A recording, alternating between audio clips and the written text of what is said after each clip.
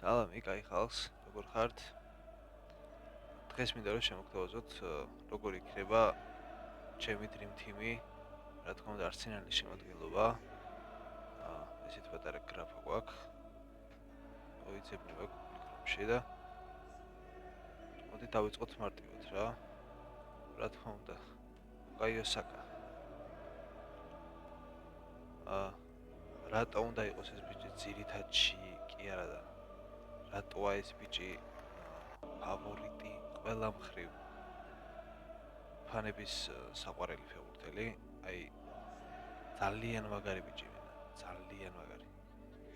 ტექნიკა, აი რა გოლების შეკრების უნარი, ასისტების გაკეთების უნარი, თავმდაბლობა, დრიბლინგი. ვის შეიძლება იყოს მარცხენა შემტევი?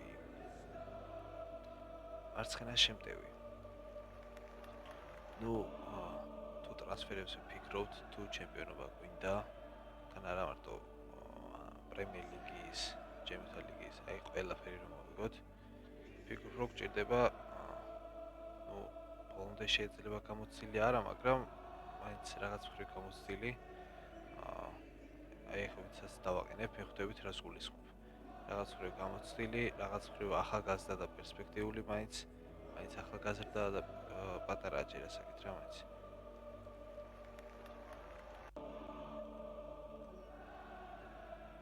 ეს ბიჭი მარცხენა შემტევია, რეალში ეთამაშებენ მარჯვენა შემტევად. პოტენციალს ფლანგავენ ჩემი აზრით. როდრიგო რასაც აკეთებდა რეალში და რა გოლებსაც იტანდა და პატარა ჯოკერი ფაქტიურად. ჩემი აზრით ნიკო ვილიამს ისევე მოვიყვანოთ ჯობია. არ ვიცი რატომ, მაგრამ რაღაცნაირად წინათ გრძნობა მაქვს, რომ როდრიგო უფრო მეტს გააკეთებს, ვიდრე ნიკო Arsenal-ის რიგებში ჩემპიონობისთვის. რაც შეეხება ცენტრალურ შემტევს.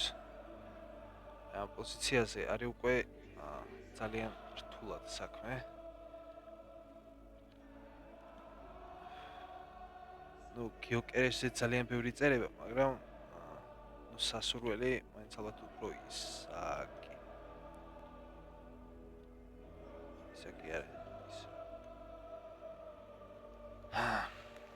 ალექსანდრე ისაკი არის აი ნებისმიერ მომენტს რო გოლად აქცევს, აი ეგეთ ფეხბურთელი, არა მარტო აქცევს, არამედ თვითონაც შექმნის ძალიან ბევრს, როგორც აქამდე შეუქმნია და პატარა Real Sociedad-ის მინი გუნდი ჩამოვაყალიბოთ. რას ფიქრობთ თქვენ? ვაუ. რას ფიქრობთ თქვენ? უფრო სუბიმენდი თუ პარტი? აი მე უფრო პარტიისკენ ვიხრები ჯერჯერობით, მაგრამ რო გადმოვა, ნახოთ როგორ ითამაშებს და იმის მიხედვით შევაფასებთ ალბათ უფრო. მაგრამ მანამდე დავაყენოთ ჩვენ. ჯერჯერობით მაინც.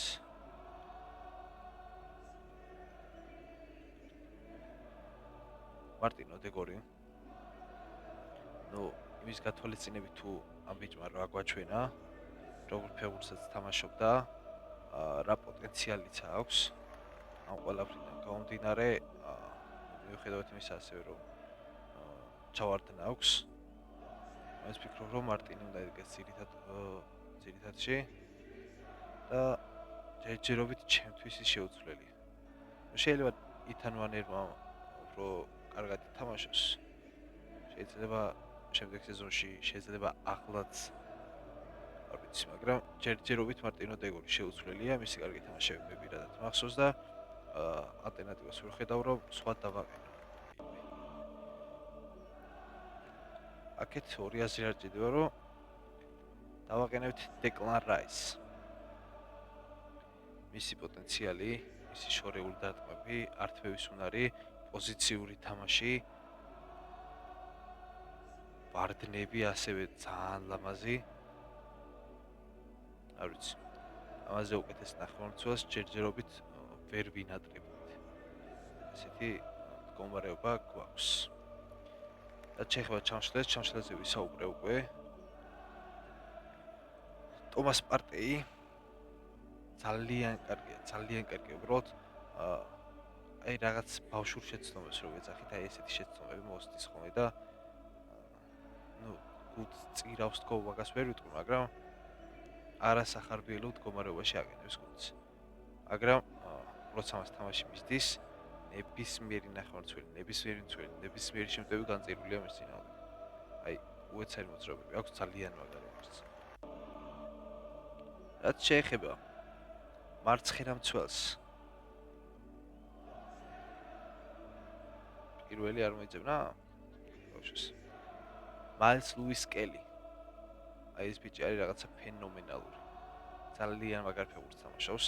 მით უმეტეს რომ ნახევარმცველია პოზიციით და მისთვის არ არის აი მშობლიური სივრცე რო დავარქვათ, მაგრამ თავის საქმეს აკეთებს, დაცვას ეხმარება, დაცვით ფუნქციებს ასრულებს და დაცვითი ფუნქციების ზემოთ კიდე ამ ყველაფერს დავამატოთ, შეტევაშიც იდეალურად ერთვება, ნახევარდაცვაში იდეალურად თამაშობს. აი მე ვარ 22-ის, ეს ბიჭი არის 17 წლის, თუ სწორად მახსოვს. სრულწლოვანიც არ არის. აი ჩემზე პატარა ბიჭი იმას აკეთებს, რისი გაკეთებაც მე მინდოდა. სუსტად აი ამ გუნდში. შეიძლება მარჯვენა მცველად, მაგრამ ძალიან დიდი სიამოვნებით ვითამაშებდი აი ბავშვობისაც მქონდა ეგ რომ მეთამაშა მარჯვენა მცველად არსენალში. მაგ დროს თამაშობდა ჯერ კიდევ ბელერინი მახსოვს ბოლო მარჯვენა მცველი. პირადად. აი რაც ფეხბურთის ყურება დავიწყე. მარჯვენა მცველად. რაც ვისაუბრეს კელიზე, აი ანტი ლუის კელია ბენ ვაიტი. იმიტომ რომ აი როდესაც დაცვა სჭირდება წინ არის ჩარჩენილი, როდესაც შეტევაში უნდა იყოს ერთვება, მაგრამ შედეგს ვერ ვიღებთ დიდად. მისი კარგი თამაშიც მახსოვს, გოლებიც მახსოვს, ჩელსისთან მახსოვს ლამაზი გოლი. მაგრამ ამ შემთხვევაში იურიან ტიმბერი, რომელსაც სამწუხაროდ ხა კოჭის ტრავმა აქვს და რამდენი ხანს გამოტოვებს არ ვიცით. საუბრობთ ბენ ვაიტი დაიწყებს ალბათ პირველ პერიოდში იქ და სეზონის, მაგრამ ტიმბერი მათ ძირითადი შემადგენლობის ფეხბურთელია ჩემთვის. იმის გათვალისწინებით, რომ დაცვას ეხმარება, დაცვით ფუნქციებს ასრულებს, თავის საქმეს ასრულებს, შეტევაშიც არ ნაკლებ ერთვება, თავით გოლებსაც იტანს, არა უფრო შეუძლია თავით გოლის გატანა და გაუტანია კიდეც, მაგრამ იტანს ესე მრავლობითში ვერ ვიტყვით. რაც შეეხება ცენტრალურ დაცვას, აქ უკვე აი რომც არაფერი არ თქვა. ორჩ რეალი წაიყვანს.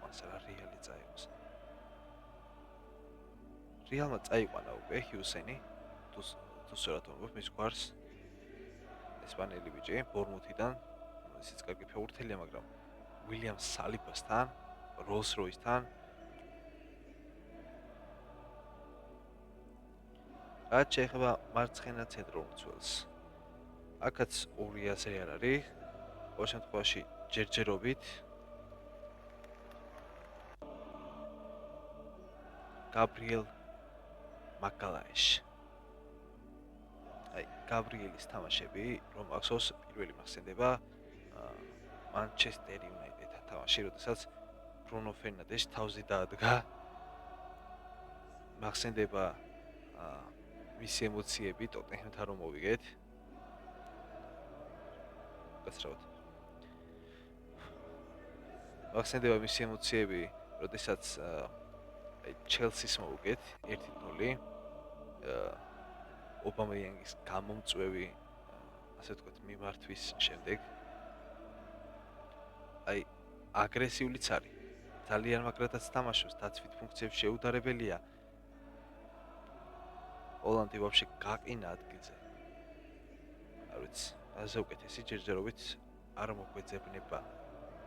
კი ვიორიც კარგია, მაგრამ რაც შეეხება მეკარის ფიქრის აღჭირდება. დავით რაია. ნუ ბევრი წერება ესპანიოლის მეკარეზე, რომ გადმოვა, ძალიან მაგარი მეკარია, ახალი მეკარე გვეყოლება პირველი ნომერი, მაგრამ აი ამ ადამიანმა რაც გვაჩვენა, არ ვიცი ძმაო. მიდი და თქვი რომ არ არის ხილსი ძირითადში დგომის. აი თუნდაც ბოლო თამაში ნიუკასლთან რა ფურთებიც აიღო პირველ 20 წუთში, აი ამ 20 წუთით, მარტო ამ 20 წუთით დაგვანახა რომ რამსდეილის მაგურად ის უნდა ჩამდგარიყო გარშე. თავის საქმესაც აკეთებს, ასევსაც არიგებს გემრიელად. შეცდომას კი ჰქონდა, მაგრამ ის შეცდომისაც მესმის ვერ დაინახა სავარაუდოდ. მე რაც ვნახე, აი მომენტში ჩემი აზრით ვერ დაინახავდა კაცს, რომელიც საჭთან ძალიან ახლოს იყო და აპირებდა დროს არზებას, მაგრამ არ გავიდა სამწუხაროდ და მივიღეთ შეტევა. მაგრამ ამ შეტევის შემდეგ მან იდეალურად გაართვა თავი. აი უბრალოდ ფანტასტიკის სფეროდან არის ეს ბიჭი. სკამს რაც შეეხება. ჩემი აზრით სკამზე შეგვიძლია ძალიან დიდი უპირატესობა შევიქნათ მეორე გუნდთან. გვეყოლება მერინო, გვეყოლება ითან ვანერი, კაი ჰავერცი, მე გაბრიელ ჟესუსაც დავიტოვებდი, არსად არ გავუშვებდი, გუნდიდან არ გავუშვებდი. იდეალური მეორე ნომერი იქნებოდა სტრაიკერად. აი იდეალური იქნებოდა. აი სიტყვაზე ისაკს ტრავმა აქვს, ან ისაკი დაიღალა, აი შემოვიდოდა ჩემი აზრით თავის საქმეს გააკეთებდა.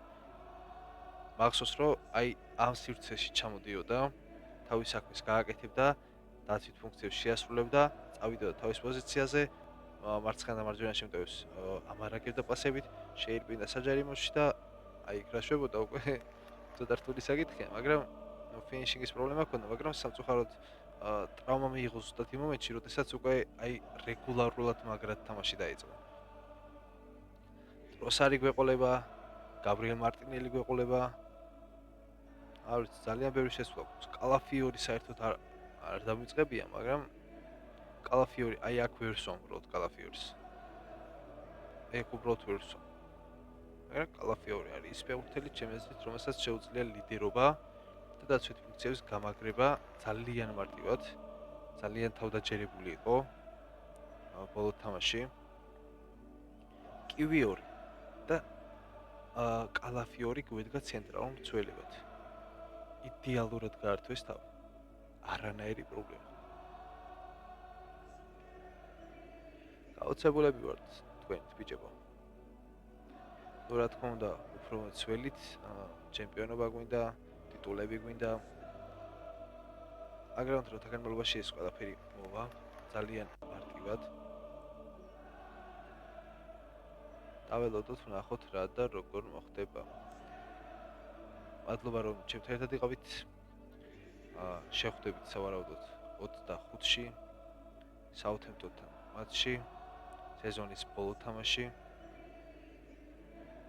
კიდე ოფიციალურად საუბარი რატო დავიწყე კაც. აბა ჰე, ჩემებო.